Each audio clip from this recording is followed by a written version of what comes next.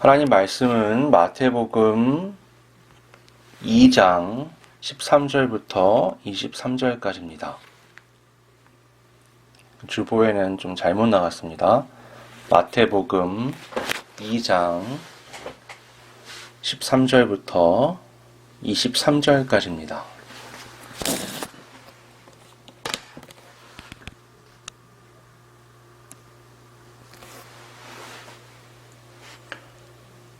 봉독하겠습니다. 그들이 떠난 후에 주의 사자가 요셉에게 현몽하여 이르되 헤롯이 아기를 찾아 죽이려 하니 일어나 아기와 그의 어머니를 데리고 애굽으로 피하여 내가 내게 이르기까지 거기 있으라 하시니 요셉이 일어나서 밤에 아기와 그의 어머니를 데리고 애굽으로 떠나가 헤롯이 죽기까지 거기 있었으니 이는 주께서 선지자를 통하여 말씀하신 바 애굽으로부터 내 아들을 불렀다 함을 이루려 하심이라.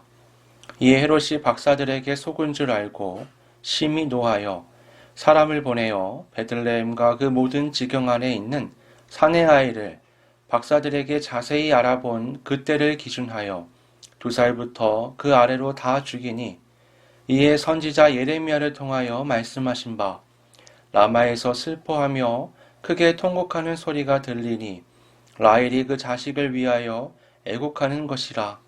그가 자식이 없으므로 위로받기를 거절하였도다 함이 이루어졌느니라.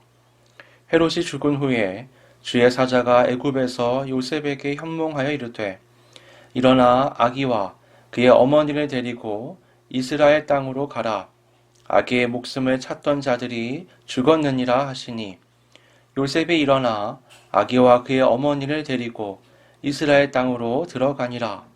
그러나 아켈라오가 그의 아버지 헤롯을 이어 유대의 임금됨을 듣고 거기로 가기를 무서워하더니 꿈에 지시하심을 받아 갈릴리 지방으로 떠나가 나사렛이란 동네에 가서 사니 이는 선지자로 하신 말씀에 나사렛 사람이라 칭하리라 하심을 이루려 함이러라. 아멘. 우리는 성탄절 감사예배 때 카이사르 아우구스투스에 대해서 함께 살펴봤죠. 구주로 불렸던 이 아우구스투스가 있는 세상에 진정한 구주이신 예수 그리스도께서 오셨습니다. 이 아우구스투스와 예수님은 도저히 공존할 수 없는 존재들이죠. 아우구스투스는 아담으로 상징되는 인간의 죄와 욕망을 따른 이 세상의 정점에 서 있는 인물이었고 예수 그리스도는 참 이스라엘로서 하나님의 말씀에 온전히 순종하는 자였기 때문입니다. 이건 마치 그 선악과를 앞에 두고 인간의 욕망을 위해서 이것을 먹어야 되는가 아니면 하나님의 말씀에 순종하기 위해서 이것을 먹지 말아야 하는가와 같은 문제입니다. 중간이 없죠. 선악과를 먹던가 먹지 말던가 둘 중에 하나만 할 수가 있는 겁니다. 그렇게 예수님께서 이 땅에 오셨을 때 충돌은 피할 수가 없었습니다. 아우구스투스로 대변되는 이 세상의 주권은 예수님께서 가지신 그 하나님이 부여한 주권이 반가울 리가 없었습니다. 자기 마음대로 휘둘러야 했던 것을 멈추고 이제 복종해야 하기 때문이죠. 할 수만 있다면 예수님을 무너뜨리고 자신의 주권을 지속시키기를 원했습니다. 당시에 세상의 주권을 가졌다라고 말할 수 있었던 헤롯, 빌라도, 제사장, 사두개인들이 힘을 합하여 예수님을 십자가에 못 박은 것은 결코 우연이 아닙니다. 예수님은 탄생하시면서부터 세상의 주권자들의 그 격렬한 반대에 부딪히셔야만 했습니다. 오늘 본문에 그것이 잘 나타나 있죠. 헤롯은 세상의 주권을 상징하는 인물입니다. 이 로마라는 대제국을 황제가 다스리고 있지만 황제가 전역을 다스릴 수 없을 정도로 굉장히 크게 이 로마 제국이었죠. 그래서 각 지역별로 왕들을 세워서 대리로 통치하게 했습니다.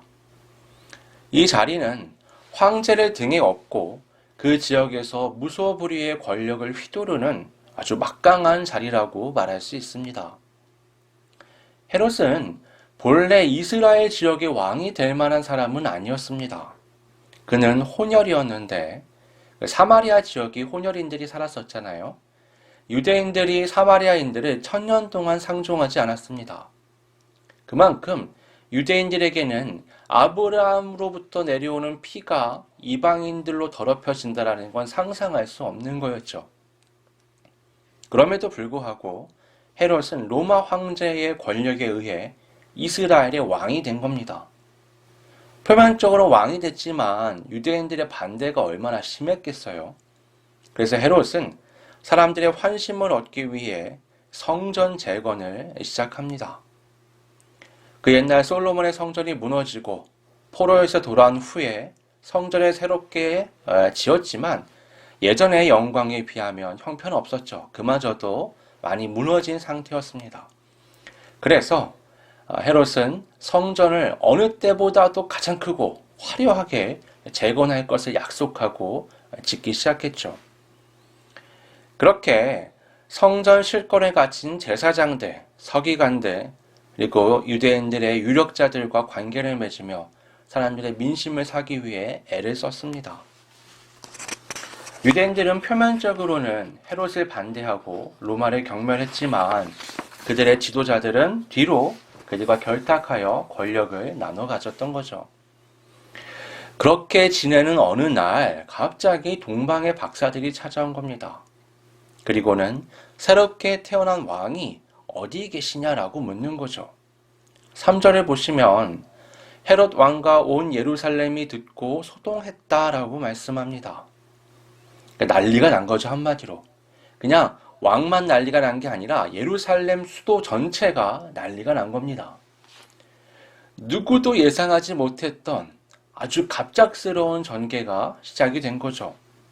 헤롯은 불이 나게 전문가들이라고 말할 수 있는 제사장들과 서기관들을 부릅니다. 그리고는 메시아가 탄생한 곳이 어딘지 묻죠.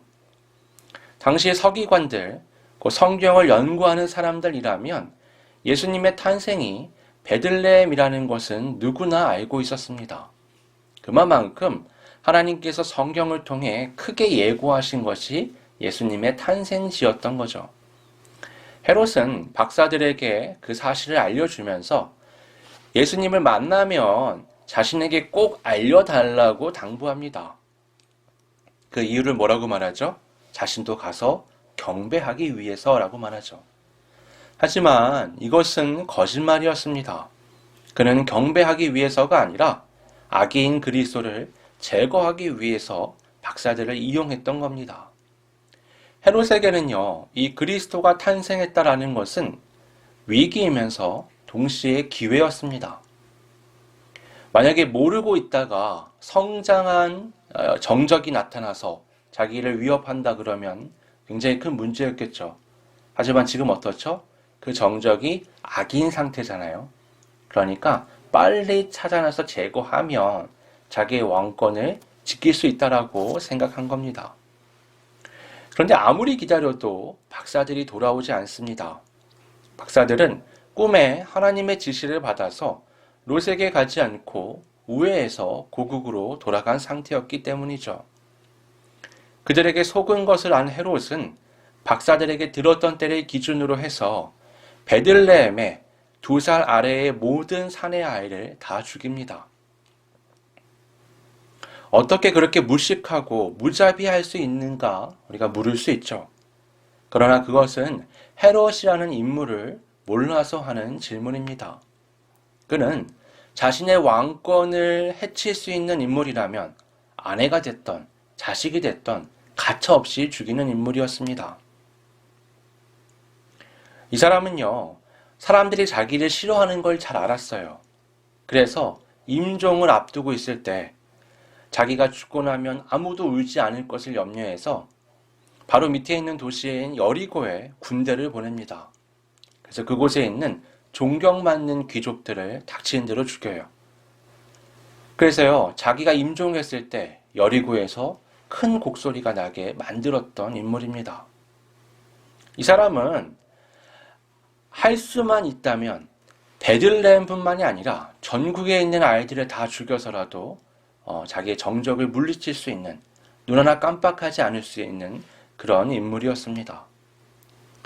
헤롯이 죽은 후에 하나님은 요셉을 다시 이스라엘로 돌아오게 하십니다. 베들레헴의 아이들을 죽일 때 하나님께서 이미 요셉을 명령하셔서 애굽으로 가게끔 하셨기 때문에 이후에 헤롯이 죽은 후에는 다시 이스라엘로 돌아오게 인도하신 거죠.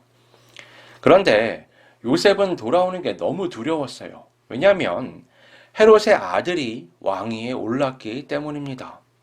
그 아버지 헤롯이 두려웠지만 아들 역시 너무나 두려워서 도저히 돌아올 수가 없었죠. 그래서 하나님께서는 다시 그에게 지시하셔서 나사렛에 정착하게 하십니다. 이게 마태복음의 대략적인 이야기예요. 이 마태복음 2장은요, 예수님의 탄생과 맞물려서 수년간 큰 규모의 아주 다이나믹한 이야기가 진행이 됩니다.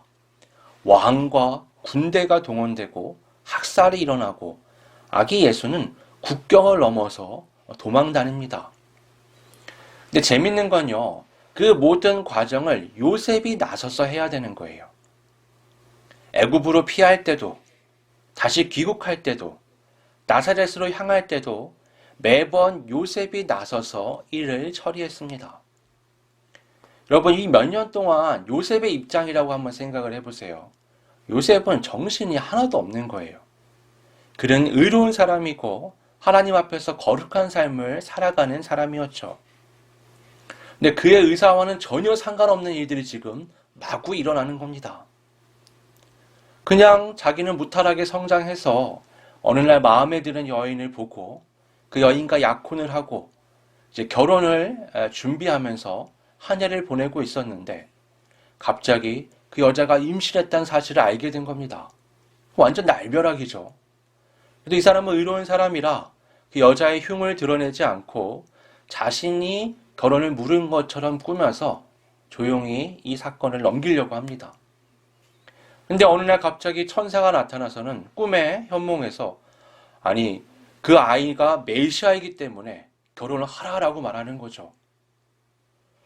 마리아가 임신했다는 소식을 들었을 때보다 더 큰 충격을 그는 받았습니다. 이제 이 결혼은 개인의 경사가 아니라 인류 구원을 위한 엄청난 사역이 돼버린 거죠.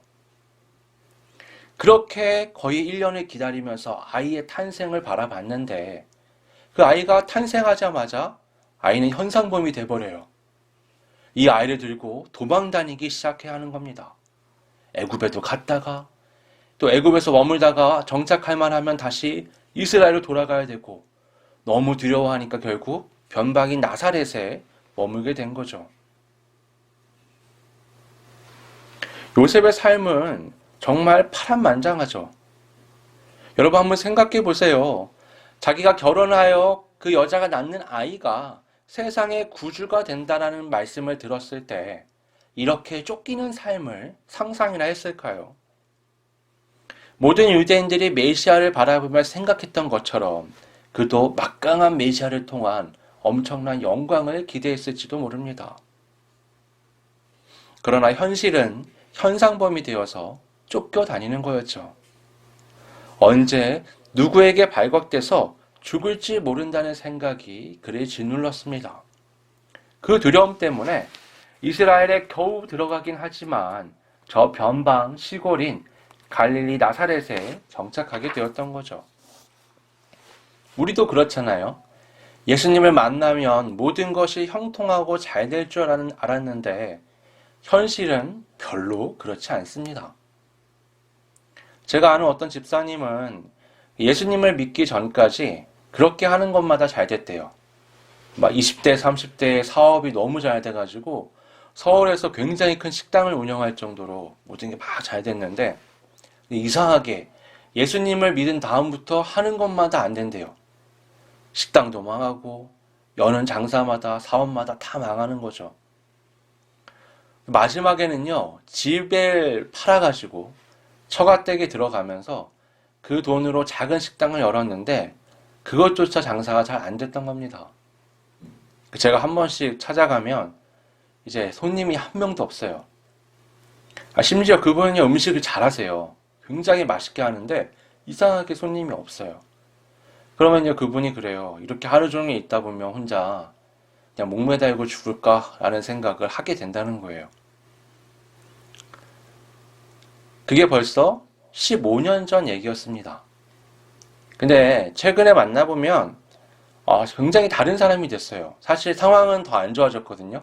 가족들이 뿔뿔이 흩어져 살아요. 그 요양원에서 요양사로 일을 하고 계시고 힘들게 사는데 이 사람이 내뿜는 에너지가 굉장히 다른 겁니다.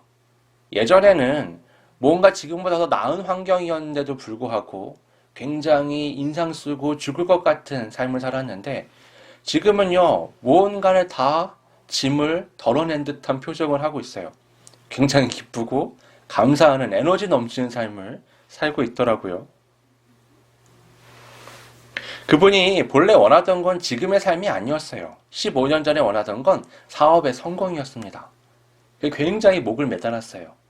근데 그 짐을 덜어버리고 지금은 하나님께서 기뻐하시는 그리스도인으로서 성장한 삶을 살고 있는 거죠. 그럼 오랜 연단을 걸쳐서 하나님이 기대하시는 사람이 되었습니다. 오늘 말씀에서 중요한 것은요, 하나님께서 선지자들을 통해서 하신 말씀이 성취되었다라는 겁니다. 예수님께서 베들레헴에 탄생하신 것도, 하나님께서 요셉에게 애굽으로 가라고 말씀하신 것도, 베들레헴의 아기들이 몰살당한 사건도, 애굽에서 나온 요셉이 나사렛에 정착하게 된 것도 모두 하나님께서 선지자들을 통해 하신 말씀의 성취였습니다. 여러분, 그 말씀의 성취는요, 분명히 대단한 거지만 요셉의 마음에 드는 건 하나도 없었습니다. 여러분, 어느 아버지가 갑자기 인구조사 때문에 고향에 갔는데 축사해서 아이를 낳고 싶었을까요? 그 아이를 구유에다가 누이고 싶었을까요? 절대 그렇지 않죠. 그 아이가 현상범이 돼서 고국을 떠나 외국에서 타향살이를 해야 했습니다. 목숨의 위협이 여전한데 다시 돌아오고 싶었을까요? 어떤 것도 요셉이 원한 건 아니었습니다. 그러나 그 요셉의 삶을 통해서 하나님은 하나님께서 하신 말씀을 이루십니다. 오늘은 올해의 마지막 주일이죠. 지난 한 해를 돌아보면 우리의 삶이 어떻죠? 하나님의 인도하심이 나의 바람과 얼마나 일치했습니까? 요셉은 되돌아올 때의 두려움 말고는 하나님의 말씀에 특별히 거부감을 나타내거나 불순종하는 모습이 없습니다. 이게 굉장히 중요한 부분이죠. 요셉이 원한 건 하나도 없지만 요셉은 말씀에 순종할 수 있는 사람이었습니다. 마치 그는 그 옛날 애굽에 팔려갔던 요셉을 연상시키는 인물입니다. 그때 요셉은 어땠죠? 형들에게 팔려가고 억울한 누명으로 옥살이를 했지만 그는 불평하지 않았습니다. 하나님을 원망하지 않았습니다. 그는 자신의 삶을 인도해 가시는 그 하나님을 신뢰했고 끝까지 그 인도하심의 목적이 무엇인지 살폈습니다. 후에 총리가 되어서 형들을 마주했을 때 그는 복수를 하는 것이 아니라 형들을 용서했고 한 걸음 더 나아가서 형들을 위로했습니다. 자신의 모든 고생의 삶이 형들의 악한 계획 이전에 하나님의 인도하심이었다는 것을 알 수 있었기 때문이죠.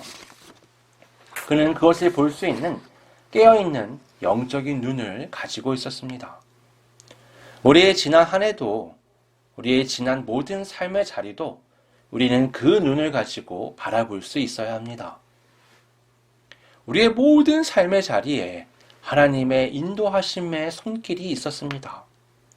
그것은 생각하기도 싫은 고통의 자리였을 수도 있고 좌절과 실망의 자리, 배신과 어려움의 자리였을 수도 있죠.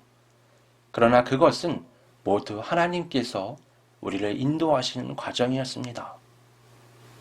내가 원하는 바를 이루시는 게 아니라 하나님께서 원하시는 바를 이루시는 삶이었던 거죠. 우리는 하나님의 그 깊으신 생각과 인도하심을 다 헤아릴 수가 없습니다. 과연 이 삶의 자리들을 통해 무엇을 하시려는 건지 다 알 수가 없습니다. 모든 믿음의 선진들이 우리처럼 늘 불확실한 마음 가운데 하나님의 인도하심을 끝까지 따랐습니다. 그들이 이 불안함 속에서도 하나님을 끝까지 따를 수 있었던 것은 나의 그 어떤 무엇보다 하나님을 더 신뢰했기 때문입니다. 하나님께서 인도하신다는 그 자체가 견디기 너무나 어려운 현실의 모든 문제보다 더 크게 느껴졌던 겁니다. 그렇게 시편 23편 4절은 이렇게 말씀합니다. 내가 사망의 음침한 골짜기로 다닐지라도 해를 두려워하지 않을 것은 주께서 나와 함께 하심이라. 주의 지팡이와 막대기가 나를 안위하시나이다. 이 시편의 기자는 분명 사망의 음침한 골짜기를 지나는 두려움과 고통이 무엇인지 아는 사람이었습니다. 동시에 그는 그럼에도 불구하고 하나님께서 나와 함께 하시는 것이 어떤 것인지도 아는 믿음의 사람이었습니다. 한 해를 마무리하고 새 해를 맞이해야 하는 시점이죠. 지난 한 해 얼마나 다양한 일들이 우리에게 있었습니까? 화나고 억울하고 슬픈 일들이 참 많았습니다. 그러나 그리스도인으로서 우리는 그 모든 과정에서 하나님의 인도하심의 흔적을 찾아야만 합니다. 믿음의 눈을 들어서 우리의 지난 한 해를 보면 하나님의 그 놀라운 인도하심을 발견할 수 있습니다. 감사와 감격으로 하나님을 바라보며 찬양으로 한 해를 마무리하는 우리 모두가 될 수 있기를 바랍니다. 함께 기도하겠습니다. 아버지 하나님, 지난 한 해 우리가 원치 않았던 사회적인 또 개인적인 수많은 일들이 있었습니다. 우리는 그것들을 통해서 하나님이 무엇을 하시려는지 깨달을 수 없습니다. 다 헤아릴 수가 없습니다. 그러나 우리가 분명히 아는 한 가지는 그것을 하나님께서 인도하고 계시다는 것. 그리하여 내가 원하는 바는 아닐지라도 하나님께서 뜻하신 바를 우리의 삶을 통해서 이루실 것이라는 것을 우리 믿습니다. 그리고 결국 그것은 나를 해야 하는 것이 아니라 하나님의 은혜 가운데로 인도하고 계심을 우리는 확신합니다. 분노하고 좌절하고 슬퍼할 수밖에 없었던 우리의 지난 자리들을 다시 믿음의 눈으로 바라보며 하나님의 그 손길을 발견하고 감사와 감격의 찬양을 드립니다. 그 믿음으로 한 해를 마무리하고 그 믿음으로 새해를 맞이하는 우리 모두가 될 수 있도록 성령님 이끌어 주시옵소서. 거룩하신 예수님의 이름으로 기도드립니다. 아멘.